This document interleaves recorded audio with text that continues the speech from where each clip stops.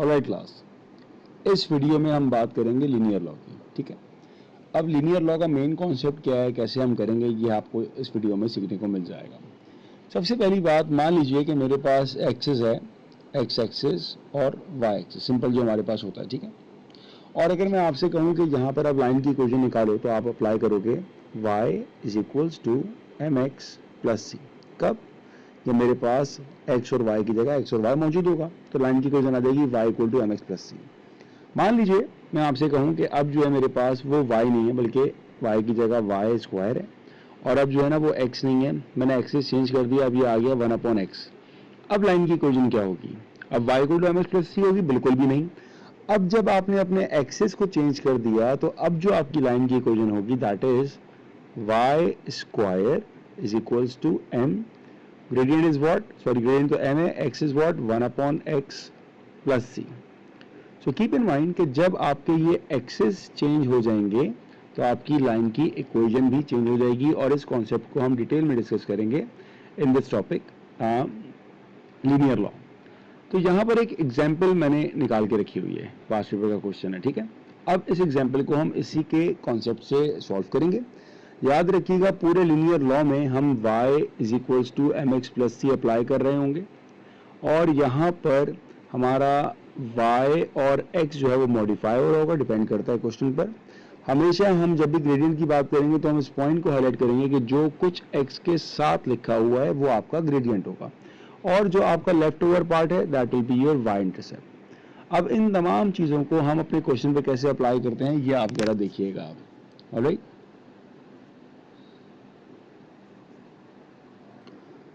Eight first we need to read the question carefully. तो सबसे पहले क्या कहा आपको? The variables x and y are related so that when y upon x is plotted against x cube, a straight line graph passing through 3, 9 and 7, 1 is obtained and express y in terms of x. सबसे पहला काम, अपने axis को आप modify कर लें। आपके axis अब y और x नहीं रहे, आपके एक्सिस मॉडिफाई हो चुके हैं। उस एक्सिस मॉडिफिकेशन से आपकी इक्वेशन पे क्या फर्क पड़ेगा, अब पहले हम इसको जरा फोकस करते हैं। सही है ना? कैसे करते हैं आप देखते हैं भाई। आपकी जनरल इक्वेशन क्या होती है? जनरल इक्वेशन होती है y is equals to M x plus c, लेकिन x और y तो मॉडिफाई हो चुके हैं। जहां पर y होगा वहां पर हम प्लेस करने वाले हैं y over X square is equals to m, और जहां पर x होगा वहां पर हम प्लेस करेंगे x क्यूब। ऐसा क्यों? ऐसा आपके क्वेश्चन में आपको दिया हुआ है। तो हमने जहां पर y था y अपॉन एक्स स्क्वायर आ गया, और जहां पर x था वहां x क्यूब आ गया। ठीक है, अब दूसरी इंपॉर्टेंट बात, ये जो आपको पॉइंट्स दिए हुए हैं, ये जो आपको पॉइंट्स दिए हुए 3, 9 और 7, 1, क्या ये 3 जो है वो x की वैल्यू है? बिल्कुल नहीं। 3 मेरे पास वैल्यू x क्यूब की है, क्योंकि जो पॉइंट यहाँ रिप्रेजेंट कर रहा है 7, ये x क्यूब की वैल्यू रिप्रेजेंट कर रहा है। और y किसकी वैल्यू है? सॉरी 1 मेरे पास वैल्यू है y ओवर एक्स स्क्वायर की। ठीक है, तो अब पहला काम मुझे ये करना है, मैं निकालता हूँ ग्रेडियंट। अब ग्रेडियंट के लिए क्या फॉर्मूला हम लोग अप्लाई करते हैं? m is equals to y2 minus y1 divided by x2 minus x1। ये हो गया ग्रेडियंट हमारा।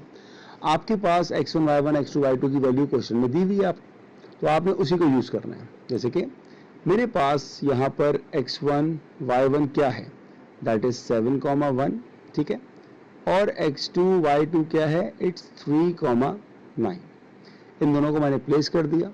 So y2 is what? y2 is 9, y1 is what? It's 1 divided by x2 3 minus 7. Simplify किया, 9 minus 1 is 8, 3 minus 7 is minus 4।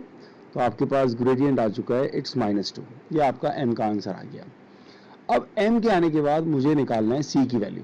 ठीक है, अब c के लिए हम क्या कर सकते हैं? बहुत सिंपल। c के लिए हम अपनी इसी इक्वेशन में, जो हमारी मेन इक्वेशन है, यहाँ पर हम लोग वैल्यू प्लेस करते हैं। तो यहाँ पर मैं पॉइंट पिक कर लेता हूँ, कोई भी एक पॉइंट कर लेता हूँ। मैं लेट सपोज यहाँ पर 7,1 इंसर्ट कर रहा हूँ। अब जहाँ पर y होगा y अपॉन एक्स स्क्वायर, वहाँ पर आ गया 1, m की वैल्यू निकाल चुके हैं -2। जहाँ पर x क्यूब है वहाँ पर आ गया 7 एंड देन प्लस c। यहाँ पर 7 का क्यूब ना कीजिएगा, वैसे ख्याल रखिएगा 7 इटसेल्फ जो वैल्यू है वो x क्यूब की है। So that will be 1 minus 14 यहाँ पर आएगा तो प्लस 14 हो जाएगा is equals to c, and you got the value of c that is equals to 16। ये आपके पास आ गई c की वैल्यू। ऑलराइट, अब आपको निकालना क्या था? You need to find y in terms of x। ठीक है जी, अब आगे बढ़ते हैं।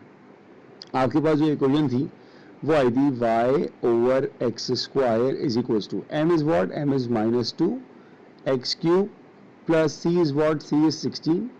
What you need to do, you need to shift y on the right side. So y is equals to -2 x cube into x square, it's x5 plus 16 x square. y subject बन गया और ये आपका answer है।